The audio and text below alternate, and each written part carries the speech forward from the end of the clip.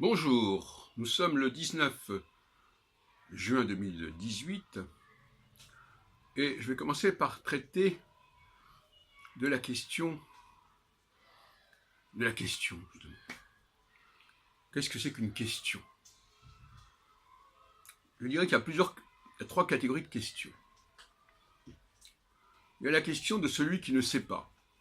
Il veut savoir, il pose une question pour savoir.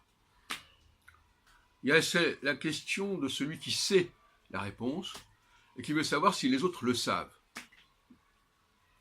Et puis, il y a la question du philosophe qui est une invitation à la réflexion. Je pose cette question, ce sujet, ce thème, et on va en parler entre nous et on va essayer d'établir un nouveau consensus, pas le consensus établi par la langue, par la sémantique depuis des siècles, mais le consensus ici et maintenant. C'est pas la question de savoir ce que veut dire tel mot dans tel dictionnaire.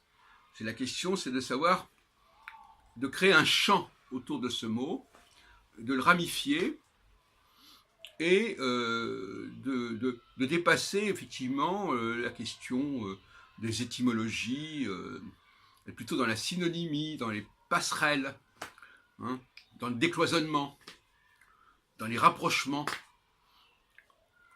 Et c'est cette question du philosophe, cette question maïeutique qui nous intéresse, et il n'y a pas de réponse absolue. Celui qui pose la question n'a pas la réponse. Ou du moins, il a une réponse, mais elle est ouverte à la réflexion, à la recherche, à la discussion. Et le point essentiel, c'est ce fameux consensus vivant, par opposition à un consensus mort. Et le rôle de l'élite, c'est d'être dans la vie, et non pas comme le peuple dans la mort. C'est-à-dire de faire vivre les choses, et pas seulement de les faire vivre comme un pianiste qui jouerait du Chopin aujourd'hui. Mais, bon, ce qui est très bien d'une certaine manière, c'est une façon de refaire vivre la musique de Chopin ou de qui que ce soit. Mais là, il s'agit d'une réflexion moderne, contemporaine,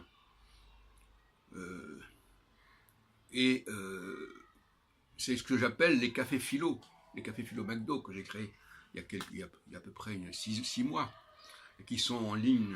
Il y a au moins une soixantaine de vidéos là-dessus, que je vous conseille de lire, où nous pratiquons la maïeutique socratique avec des personnes qui sont finalement des personnes qui n'ont pas de compétences ou d'expertise particulière, mais que on essaie de les faire accoucher de leur propre réflexion, de leur propre savoir, et aussi de les mettre à l'écoute de ce qu'on dit, parce que toute la question est là.